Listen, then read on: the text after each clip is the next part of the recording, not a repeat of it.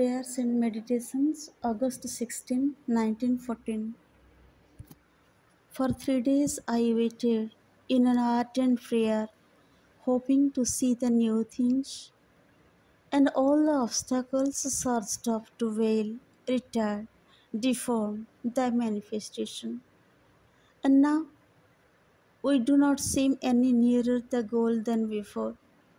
O my sweet Master, why hast thou told me to leave the blessed place in thy heart and return to earth to attempt realization, which everything seems to prove impossible? What dost thou expect of me, that thou hast turned me away from my divine and wonderful contemplation, and plunged me again into this dark, struggling universe?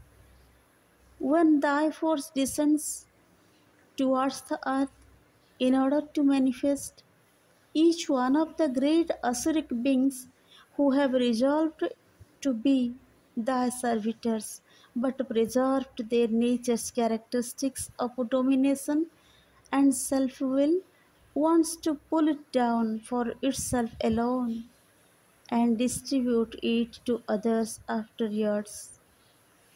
It always thinks it should be the soul, or at least the supreme intermediary, and that the contact of all others with thy power cannot and should not be made except through its mediation.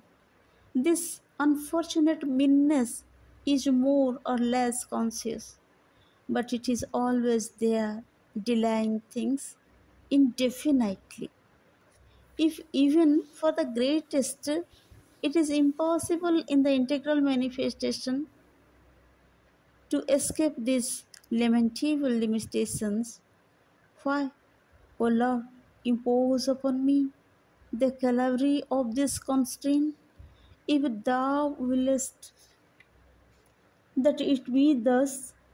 Thou shouldst rend the last veil, and thy splendor come in all its purity and transfigure the world. Accomplish this miracle, or let me withdraw into thee. Accomplish this miracle, or else let me withdraw into thee. ଧ୍ୟାନ ଓ ପ୍ରାର୍ଥନା August 16, 1914। 3 ଦିନ ଧରି ମୁଁ ଆକୁଳ ପ୍ରାର୍ଥନା ନେଇ ଅପେକ୍ଷା କରିଛି। ଆଶା କରିଛି ନୂତନ ଜିନିଷ ସବୁ ଦେଖିବି। ଦେଖୁଛି ତୋ ପ୍ରକାଶକୁ ଆବୃତ, ବିଳମ୍ବିତ ଓ ବିକୃତ କରିବାକୁ ଯେତେ ସବୁ ବାଧା ଜାଗି ଉଠିଛନ୍ତି। ଲକ୍ଷ୍ୟଠାରୁ ପୂର୍ବେ ଆମେ ଯେତେ ଦୂରରେ ଥିଲୁ, ବୋଧହୁଏ ବର୍ତ୍ତମାନ ତାଠାରୁ ପାଖକୁ ଆସିନାହୁଁ।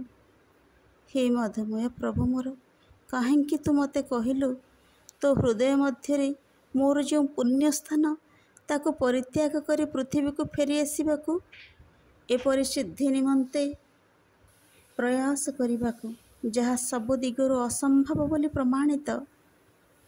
ମୋର ଅପରୂପ ଦିବ୍ୟ ଧ୍ୟାନାବସ୍ଥା ମଧ୍ୟରୁ ତୁ ମୋତେ ଟାଣି ଆଣିଲୁ।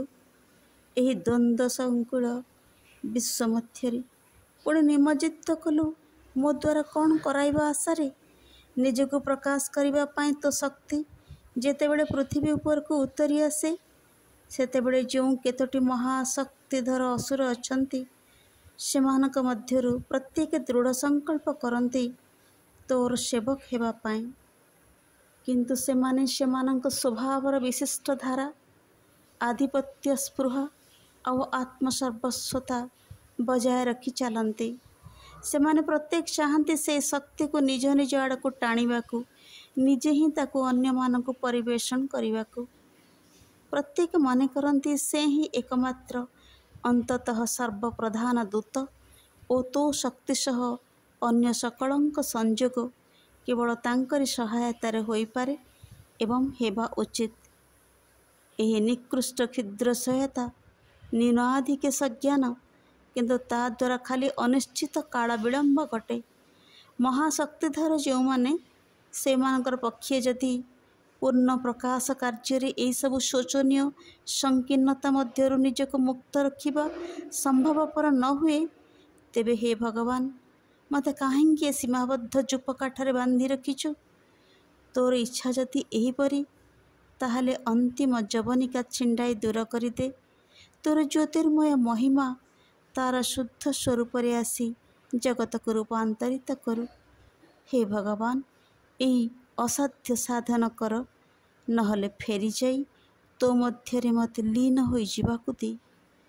ହେ ଭଗବାନ, ଏହି ଅସାଧ୍ୟ ସାଧନ କର, ନହେଲେ ଫେରିଯାଇ ତୋ ମଧ୍ୟରେ ମୋତେ ଲୀନ ହୋଇଯିବାକୁ ଦେ। ମା